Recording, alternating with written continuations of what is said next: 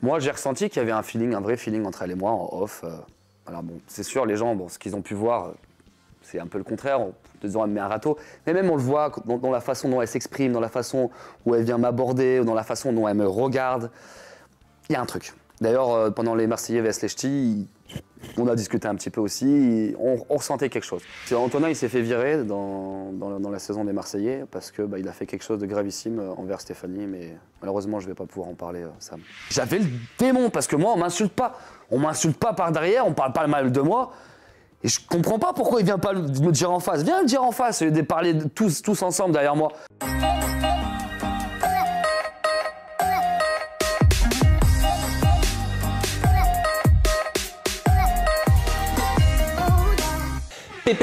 Picture story. C'est ton picture story. Ok, let's go. En gros, c'est ton roman photo, Misha. Ça marche. Misha, comment oublier que tu as participé en 2015 aux Marseillais à Rio? C'était sur W9. Tu enchaînes avec la première édition des Marseillais vs les Ch'tis. Puis, on te découvre dans Les Anges 7, saison au cours de laquelle tu es viré une fois de plus en milieu de saison. Absolument. Donc, j'ai pas mal de photos à te montrer. Ça va certainement t'évoquer des souvenirs. J'ai 18 photos à te montrer, ou une vingtaine, je crois. La règle de ce Picture Story, c'est que tu as allé 1 minute 30, grand maximum, à chaque photo pour raconter une anecdote inédite, une story time, un souvenir qui te vient. D'accord, ok. Ok? Ok, on est parti. T'es prêt? Ouais, on est Go! parti. Let's go. Et je vous rappelle bien évidemment que vous pouvez continuer ou aller suivre de ce pas Misha sur son compte TikTok. C'est Misha.off. Allez-y, vous n'allez pas vous ennuyer. Allez, on commence ce Picture Story spécial Misha Lonikoff avec une première picture. Let's go! Alors, je sais pas si tu reconnais. Oui, direct. Si toi, c'était pareil. Direct. Mais alors déjà, oui, c'est Julien. Oui. Mais c'est. Je sais exactement tout. C'est le casting. Oui, c'est son premier casting. C'est Julien. C'est la première fois qu'il passe derrière la production des Marseillais. D'ailleurs, sur ce casting, je trouve qu'il envoie du feu. Alors, je te propose de regarder un extrait du casting et après, j'ai une question à te poser sur ton casting à toi. Regarde. C'est parti. 24 ans, célibataire, barman et serveur en salle en boîte de nuit. Mais plus vers moi que ce que je vais voir vers les filles. J'ai pas besoin d'aller, en fait, je fais 2-3 regards, c'est fini, en fait, c'est bon. Bon, après, quand il y en a une qui m'appelait vraiment, c'est moi qui vais parce que je vais pas attendre toute la nuit. C'est une 5, exactement. J'en faisais des fois 2 par jour. Ah ouais, grave. Donc 25 au mois de mai, ouais, donc au compteur, t'as... Ouais, je sais pas, 200. Ouais. Mais bon, parce que j'ai une relation de 3 ans, ça m'a un peu tué, ça m'a coupé d'année là. Pour montrer aux gens, vis-à-vis de cette émission, ma vie de tous les jours. Je suis dans cette émission, mais je vais vous montrer ce qui se passe tous les jours dans ma vie, en fait. Allez, en 1 minute, c'est quoi les dessous d'un casting des Marseillais? Ça s'est passé comment ton casting? Qu'est-ce qu'on te demande? Est-ce que c'est axé sur quoi? Dans le casting, si tu débites pas, si tu montes pas quitter, si tu envoies pas, si tu t'extravertis pas, si tu en fais pas des tonnes, et bah tu t'es pas remarqué dans le casting. Donc il faut envoyer. Là, comme on peut voir sur son casting à Julien, d'ailleurs il s'exprime. Enfin, il a ce côté showbiz. On sent qu'il est à l'aise. On sent que il sait quoi répondre, il sait quoi faire pour la production, pour les amener, pour leur donner envie. Il a raison. Il a raison. Il faut leur dire qu'on va tout dire, qu'on va tout faire, qu'on n'a pas peur. Tu vois, il faut foncer. Il faut être un fonceur. Il faut parler des filles. Et il faut parler de filles. J'ai l'impression. Oui, bien sûr. Il faut dire que t'as pas froid aux yeux, que t'es là, tu veux draguer, que tu peux t'embrouiller avec n'importe qui. Ça revient exactement à ce que je dis dans mon casting. C'est ça qu'ils ont besoin. Ils ont besoin de show. Et Julien, dans son casting, il l'a fait parfaitement. Et il réalise bien, c'est ce que je dis. Il a bien une qualité, et ça on peut pas lui enlever. C'est un vrai showman. Voilà. Et là on le voit. Pourtant c'est son premier casting, les gars. On poursuit ton Picture Story avec une deuxième image, Misha. Et bah justement. Ta marque, ça que tu avais lancé en 2019. Alors voilà. Standello. Alors ça c'est ma marque que j'ai conçue avec Dimitri et Flo. C'est mes 2 ambassadeurs et on décide de faire un casting tous les 3 parce qu'on est tous les 3 boycottés de la télé-réalité. Et j'en ai marre parce que Dimitri c'est quelqu'un de bien, il a été complètement boycotté, on a dit beaucoup de mal de lui alors que je vous assure qu'il est respectueux, c'est quelqu'un de... Flo pareil, un amour, je l'ai rencontré en Belgique, incroyable ce mec, des valeurs et tout, génial ce mec vraiment. Et moi je décide de les contacter pour passer le casting, c'était Les Anges en vacances. Et on intéresse énormément la production et il décide de nous faire passer le casting. Et il nous dit qu'on est pris tous les 3, sauf qu'au dernier moment, ils prennent Flo et ils ne nous prennent pas ni moi ni Dimitri. Ah oui, la fameuse saison où il est sorti avec Fidji, je crois. La fameuse saison. Et là, Flo, il est dépité pour moi parce qu'il voulait absolument qu'on fasse la saison. On savait très bien que si on faisait la saison tous les 3... Et t'avais dit, je refuse que Julien des Marseillais porte ma marque à l'époque. Et quoi? Tu avais dit, je refuse que Julien des Marseillais porte ma marque. Bien sûr, bien sûr. Quelqu'un qui me dénigre, quelqu'un qui parle mal de moi et qui n'a pas de valeur, non, c'est hors de question. Et je veux pas qu'il porte ma marque. Nouvelle photo, Micha, de ton Picture Story. Aïe, aïe, aïe. C'est quoi ça? C'est la maison de Twilight? La maison de Twilight, je sais très bien parler français, moi. La maison de Twilight. Ouais. La maison de Twilight. C'est dans le film de Twilight avec Robert Pattinson. Écoutez, pendant le tournage, vous avez pu voir qu'on s'était fait poursuivre par un démon. Tout le monde pensait que c'était faux, sauf que c'était absolument vrai. On a flippé, on a flippé. Ce serait long à expliquer l'histoire. D'ailleurs, je suis en train de faire une story, toute une partie 1, partie 2, partie 3, justement, sur ce qui nous est arrivé dans cette maison. J'invite personne à aller dans cette maison, sur cette île maudite. C'est une île maudite. Mais il paraît qu'il y a même un chaman qui a été appelé par la production des Marseillais pour en off la désenvoûter. Désenvoûter, bien sûr. Et ça a duré des heures et des heures et des heures. Je te promets, Sam, que je croyais pas aux esprits à partir du moment où j'ai dormi. D'ailleurs, j'ai pas dormi parce qu'on n'a pas réussi à dormir. Les esprits, j'y crois. Les démons, j'y crois. Ce genre de choses, j'y crois. Il faut savoir que dans cette île, à l'époque, il y a eu des esclaves, il y a eu des morts. Et quand on est rentré dans cette maison, il y avait des poupées de vaudou de partout. Partout, partout, partout, partout, partout. Je vais aller vite. Dans le tournage de Twilight, il y a un mec qui s'est cassé une jambe. Dans notre tournage, il y a un mec qui s'est pété une jambe. La chef de la production a eu peur, a décidé de partir avec toutes les personnes de la production, sauf une personne qui est restée à côté. Donc nous, candidats de télé-réalité, on s'est retrouvés seuls dans cette île et il nous est arrivé des dingueries. À 3h du matin, il faut que je fasse vite, à 3h du matin, on entend un mec avec un marteau taper de toutes ses forces. Et on dit mais boum, boum, je cours avec Julien, avec Charlotte, pourtant on s'entendait pas. Mais là on était amis là du coup, là. Quand il nous arrivait des trucs comme ça, on était soudés parce que c'est grave. Kim et Romain, ils étaient tout au fond de l'autre pièce dans une autre chambre, eux ils faisaient voilà, ils s'amusaient bien, quoi. Donc du coup, ils entendaient pas en fait. Là, je comprends pas comment ils ont pas pu entendre ça. C'était pas Kim et Romain qui. Mais non. Je sais reconnaître entre un bruit de canapé et un bruit où c'est inexplicable. Parce qu'en fait, si tu veux, donc là, on est allé au salon, on a vu qu'il y avait rien, on est retourné dans la chambre. Mais après, les bruits, ils étaient inexplicables. Tu ne peux pas avoir un bruit aussi sourd, aussi lourd, même avec n'importe quel objet, c'est pas possible. La suite sur ton compte TikTok, Micha.off. Exactement, merci. On poursuit avec une autre photo de ton Picture Story. Tu la connais, tu as tourné avec elle. Tu la reconnais? Oui, Adixia. Adixia. Beaucoup de disputes à l'époque des Marseillais dans votre saison. Adixia. Quel souvenir tu gardes? Adixia, je pense qu'au fond d'elle, c'est quelqu'un de bien. Vraiment, vraiment, vraiment. Je pense qu'elle a vraiment un bon fond. Je pense qu'elle s'est un peu perdue aussi avec la télé-réalité. Je pense que les productions l'ont poussée un petit peu à être avenante et ce qui fait que du coup, elle était un petit peu, elle aimait bien un petit peu enflammer les mecs, etc. Moi, j'ai ressenti qu'il y avait un vrai feeling entre elle et moi en off. Alors bon, c'est sûr, les gens, ce qu'ils ont pu voir, c'est un peu le contraire. En disant, elle me met un râteau. Mais même on le voit dans la façon dont elle s'exprime, dans la façon où elle vient m'aborder, dans la façon dont elle me regarde. Il y a un truc. D'ailleurs, pendant les Marseillais vs les Ch'tis, on a discuté un petit peu aussi, on ressentait quelque chose. Après, elle avait plus elle kiffait un peu plus Paga, mais ça reste toujours pareil. On va me dire, ouais, Micha, ouais, tu fais le mec. Mais c'est vrai, Paga, il était connu aussi, il avait des vues. Moi, j'étais un peu le vilain petit canard. Même si elle me trouvait mignon, sympathique, c'est pas bon pour elle de se mettre avec moi. C'est pas bon. Donc, elle s'est mise avec Paga. Paga, il parle là où je lui en veux, c'est qu'elle m'a fait un coup de Trafalgar, parce que elle m'a fait vraiment ressentir en off qu'il y avait quelque chose.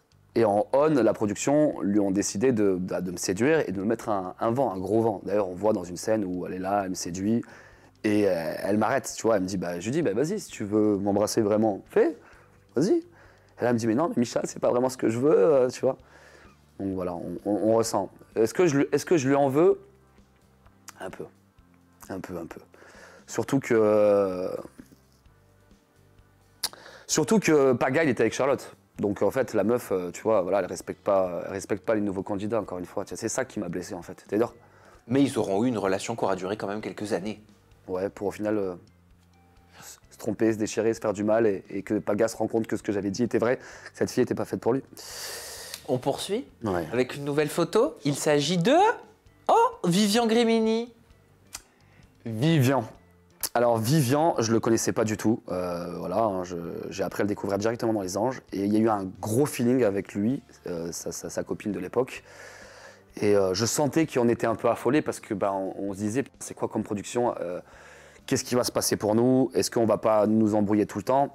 Et moi, je lui ai dit, Vivian, je dis, écoute-moi bien, Vivian. Si tu as le moindre problème pendant la saison, tu peux compter sur moi. Le moindre souci. N'importe quelle personne qui va t'embrouiller, j'interviendrai, tu peux compter sur moi. Et il m'a promis qu'il ferait pareil pour moi et sa copine aussi. Donc on s'est fait une promesse mutuellement de se surveiller et s'entraider s'il y avait des crasses sur l'un et sur l'autre. Moi, j'ai tenu ma parole, du début jusqu'à la fin. Quand Eddie l'a embrouillé, quand n'importe personne qui l'a embrouillé, peu importe, j'ai toujours intervenu. Quand on parlait mal de lui, j'intervenais. Lui, il le faisait au début. Juste arrivé mi-saison, quand il y avait une sélection à faire entre lui et moi, il a complètement tourné sa veste. Après, je ne lui en veux pas pour ça quelque part, parce que j'aurais peut-être fait pareil si la production m'avait poussé entre lui et moi. C'est possible. Ouais. Mais je lui en veux quelque part parce que après télé-réalité, c'était lui, on s'entendait, mais comme ça, genre vraiment, on était soudés. Et comme il savait que j'allais pas refaire peut-être la saison des Anges, que j'étais un peu boycotté des Anges, que finalement je ressortais pas une belle image de moi, il s'est dit Micha, plus intéressant quoi, plus de vues, plus rien. Salut frérot. Allez, ciao. Et il m'a fait un coup à moitié à l'envers. Oui, il a sorti ton numéro de téléphone sur les réseaux. Bon, ça, c'est pas grave. J'avais inauguré mon magasin de fringues parce que j'étais patron, j'avais ouvert mon magasin et je lui ai demandé de venir. Il avait fait une vidéo en disant « Ouais, Micha, je vais venir et tout ». Et il est jamais venu alors que Tom et sa copine à l'époque étaient venus. Tom, d'ailleurs, qui est malheureusement décédé, qui repose en paix, frérot. Voilà. On poursuit ton picture story avec un candidat que tu connais. Il s'agit de Christopher. Christopher, c'est un gars génial. Quel souvenir tu gardes de lui? C'est un Il est super... revenu en télé aussi. Hein. Alors Christopher, c'est un bon gars, vraiment. Les gens vous moquez de lui parce qu'il a du mal à s'exprimer, mais vraiment, il a bon fond. Alors c'est un ch'ti, donc ouais, il est un petit peu, voilà, il est un peu sur l'excitation, mais il est vrai ce mec. Il est vrai ce mec-là. Encore une fois, on boycotte des gens qui sont vrais, Oui, il a des difficultés. Oui, mais il a été boycotté à un moment donné. Oui, à un moment donné. Il a été un peu boycotté, justement. Il a dit oui, il a des difficultés à s'exprimer et tout, mais il est vrai. Quand il apprécie une personne, c'est pour la personne, c'est pas pour son nombre de vues. Donc Christopher, comme ça. Nouvelle photo, il s'agit de Stéphanie Durand. Quel souvenir tu gardes? Est-ce qu'elle était vraiment dans ses baskets dans les Marseillais? Parce qu'elle a quitté tôt, hein. Elle est sortie rapidement de ce milieu, Stéphanie, quand même. Ouais, Stéphanie, c'est la candidate que je trouvais la plus belle en fait. Enfin, pour moi, c'était vraiment la plus belle de toutes les candidates des Marseillais. Je t'avoue qu'à l'époque, j'aurais bien aimé faire quelque chose avec elle, mais c'était pas possible. C'était pas possible parce que elle avait déjà quelque chose pour Antonin. Je peux pas parler. Il y a une histoire, mais je peux pas parler. Donc Antonin, il s'est fait virer dans la saison des Marseillais parce que il a fait quelque chose de gravissime envers Stéphanie, mais malheureusement, je vais pas pouvoir en parler, Sam. Par rapport à respect pour elle, parce que je la respecte énormément et je me dis que, pareil, si elle n'en a pas parlé, si elle n'a pas dit les choses, c'est peut-être parce qu'elle voulait pas en parler et qu'elle voulait pas qu'Antonin se fasse afficher. Mais je vais pas aller dans les détails. La prod l'a su? Oui, bien sûr. Et la production, on l'avait soi-disant viré de base. Encore une fois, quand je t'ai dit, hein, quand t'es personnage emblématique, quoi que tu fasses, quoi que tu dises, boum, t'es repris. Et il a été repris dans la saison suivante. C'est un scandale. Mais le problème, c'est que moi, Antonin, tu vois, ça m'embête de parler mal de lui parce qu'en vrai, ça a été un amour avec moi. Même si pendant la saison, il n'a pas été, c'est vrai. Mais en dehors et après, ça a été un véritable amour avec moi. On poursuit ton picture story, t'en parlais tout à l'heure. C'était l'ex-compagnon d'Adixia. Hein. Paga, les gars, c'est le gars que j'apprécie le plus avec Thibaut, dans toute télé confondue, avec Romain aussi. Il faut savoir que Paga et moi, tous les soirs en off, il venait me voir, il composait de la musique, hein, c'était un musicien, c'était un DJ, et on passait des heures ensemble avec Charlotte, donc lui, Charlotte et moi, à discuter, à papoter, à rigoler, mais on essayait de parler tout sauf ce qui se passait dans la télé. Et je me mets à sa place 2 secondes, tu vois. Oui, on s'entendait super bien. Oui, c'était mon frère. C'est pour ça que je lui ai dit à un moment donné, Paga, tu te portais dans mon cœur. Tu vois, il y a une scène comme ça où je dis Paga, parce que vraiment, je le considérais vraiment. Et pour moi, ça y est, ça faisait partie de mes amis. Et il a des valeurs, ce mec. Il m'a expliqué des choses. C'est grâce à lui que j'ai pu à peu près m'en sortir dans les Marseillais, même si c'était pas glorieux. Mais s'il n'était pas là, ça aurait été pire que ce que vous avez vu. Parce qu'il me prévenait des coups, de ce qui allait m'arriver. il me prévenait qu'ils allaient, tu vois, faire des choses sur moi. Et grâce à lui, j'avais un petit peu d'avance parce que à chaque fois, ils avaient 2-3 coups d'avance sur moi. Donc, ils préparaient leurs coups et moi, je me retrouvais comme ça en porte-à-faux et je me prenais plein la gueule. Et lui, en off, il venait me voir, il me prévenait, il me dit Michel, fais attention à ça, fais attention à ça. Donc, Paga, ouais. Et en plus de ça, Paga, il a beau être comme ça, Paga. Il y a quelqu'un, il doit s'embrouiller, il doit se défendre. Bah, Paga, il y va. Et pourtant, il n'est pas baraque, hein, mais c'est quelqu'un qui n'a pas froid aux yeux. Julien, si tu viens l'embrouiller, ce qui s'est passé avec en boîte de nuit, d'ailleurs Jess se fait embrouiller par un black, je fais vite, hein, j'ai qu'une minute. Et Julien, moi, Julien et Jess, un black embrouille Jess. Enfin, un homme. Un homme, ouais, enfin, excuse-moi, un black, hein, mais un mec costaud, quoi, embrouille Jess. Et Jess a du répondant, ça part en total, mais total. Et le mec veut la frapper, quoi. Et là, moi, je vois ça, et je vois Julien, il se rapproche, le mec embrouille Julien. Julien, il se barre. Il laisse Jess avec le mec, tout seul, comme ça. Donc, on était à Paris, en boîte de Paris. J'ai dit non, c'est mort. Donc, je me suis mis au milieu, j'ai intervenu, j'ai réussi à calmer le mec. Et Jess, elle est partie, elle s'est pas mangé une tarte, quoi, tu vois, elle s'est pas fait frapper, quoi. Je suis bizarre ces soirées quand même, hein. On poursuit avec une autre photo, mais tu en as parlé tout à l'heure, donc ça va être très rapide. C'était quoi ça? C'était une embrouille avec Antonin? Une embrouille avec Antonin. Antonin, tu nous as dit ce que tu pensais, t'as rien d'autre à rajouter? En fait, si, j'ai un truc à ajouter sur ça. En fait, si je pars en couple là maintenant, c'est que la veille, hein, le soir, je me mets sur mon balcon et je vois Antonin, je vois 6 candidats des Marseillais parler mal de moi. Julien n'était pas là, pour une fois. Julien n'était pas moi, mais quand je dis mal, c'est il m'insulte. Mais c'est vraiment, il m'insulte, tu vois. Et je prends sur moi et je me dis, mais est-ce que je dois y aller maintenant le soir en off ou je garde tout pour moi et je vais en on et je déballe tout? Ça a été une erreur de ma part. Voilà, je suis novice en même temps, je connais pas le monde de la télé-réalité. Et j'aurais dû y aller directement en off, m'expliquer directement avec eux. Parce que le fait d'y aller en on, eux, ils ont interprété comme quoi je voulais faire le buzz, comme quoi je voulais, tu vois. Oui, mais ils l'ont fait eux aussi parfois. Et donc, du coup, je dis, toi, si t'as un problème, je te prends, je te fume, quoi, clairement, tu vois. J'avais le démon, parce que moi, on m'insulte pas. On m'insulte pas par derrière, on parle pas mal de moi. Et je comprends pas pourquoi il vient pas me dire en face. Viens me dire en face, de parler tous ensemble derrière moi. Et ça faisait partie aussi parce que j'ai vécu un peu à Paris, et comme c'est des Marseillais, tu comprends. Il y a de ça aussi, voilà. On enchaîne avec cette photo d'un candidat que tu as connu, il s'agit de Benji Samat. Benji, c'est un petit peu comme Raph, je trouve. C'est quelqu'un que j'apprécie énormément, que j'adore. Mais il faut savoir aussi que j'étais un petit peu insupportable. Alors, je vois, ils n'ont pas tout leur tort, les Marseillais, hein. Moi aussi, c'est vrai que j'étais casse-couille, j'étais insupportable sur certains moments. Donc voilà, tu vois, je reconnais mes torts. Et je l'ai été un peu avec lui.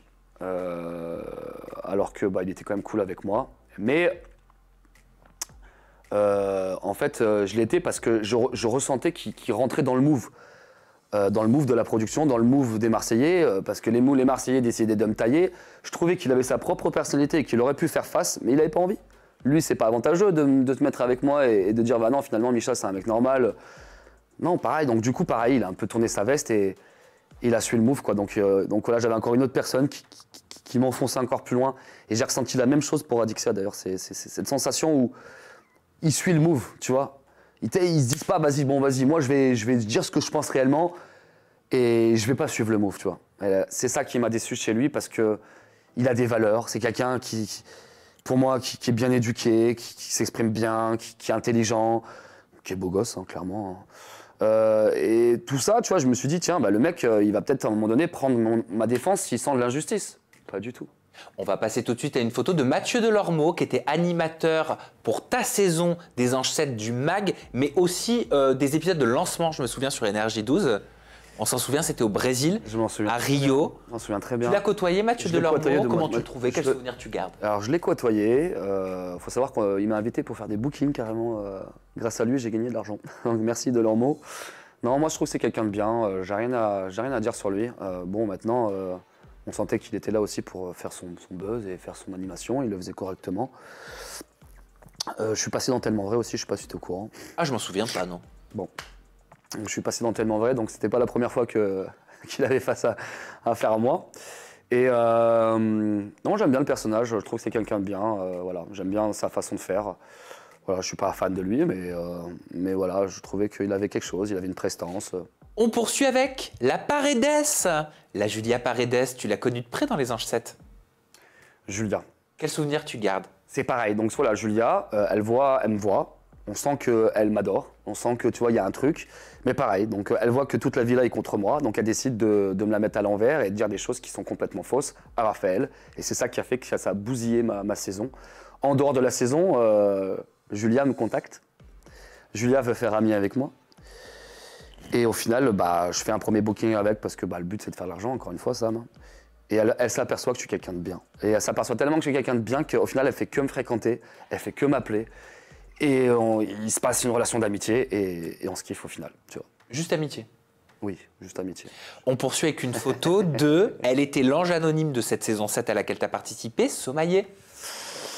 Somaïa, que tu as parlé d'elle, hein, sur ton TikTok, tu t'es fait défoncer par ta communauté. Ouais, je me suis fait défoncer par ma communauté. Tu as dit sur ton TikTok qu'elle aurait eu une relation avec un producteur...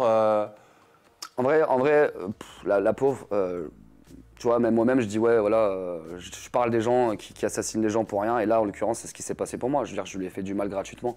En fait, si tu veux, j'ai fait une vidéo sur elle en expliquant ce qui s'est passé réellement, parce que je suis quelqu'un qui dit les choses, quoi.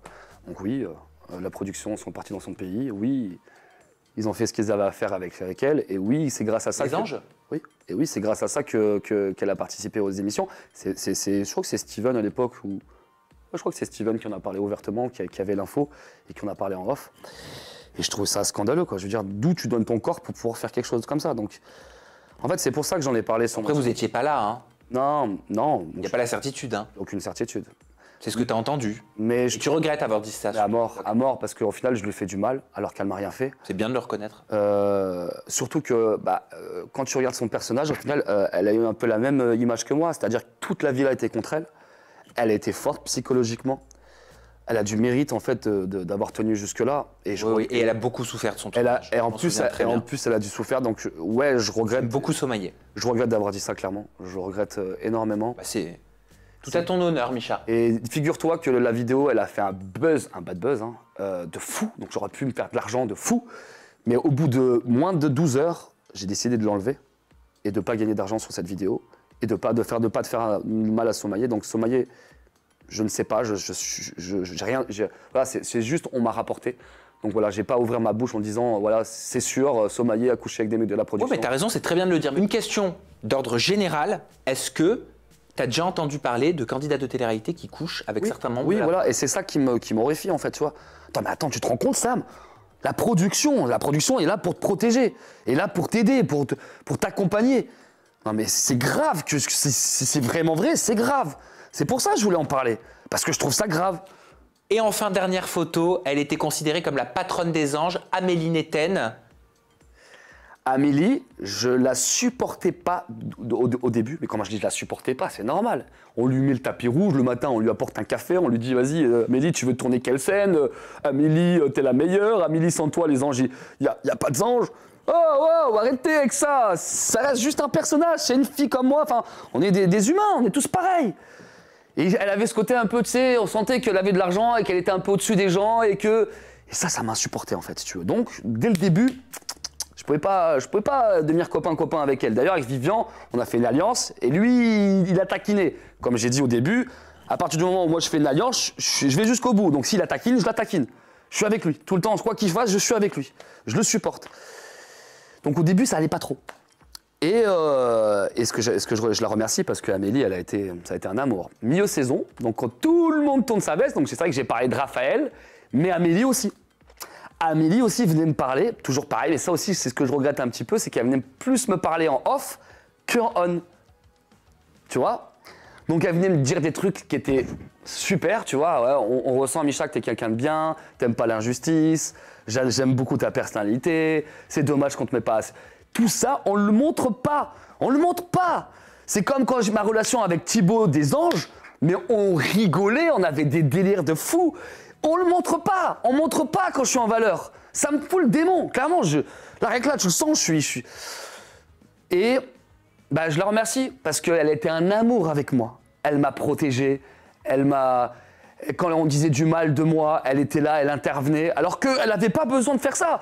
Je veux dire, surtout qu'au début, tu vois, je la clashais un peu, quoi. Donc Amélie, elle a des valeurs, c'est une vraie maman, voilà. C'est pas juste une meuf de télé-réalité qui veut faire le showbiz. Et même à la fin, on sentait vraiment que c'était une femme accomplie, avec une vraie vie, tu vois. Donc, si tu regardes cette émission, Amélie, je te remercie de m'avoir soutenu et de m'avoir accompagné dans ma défaite, hein, clairement. Et moi, je te remercie, Misha, vraiment pour ce Picture Story. C'était top. Si vous voulez qu'on continue, parce que j'ai pas pu te montrer en plus toutes les photos.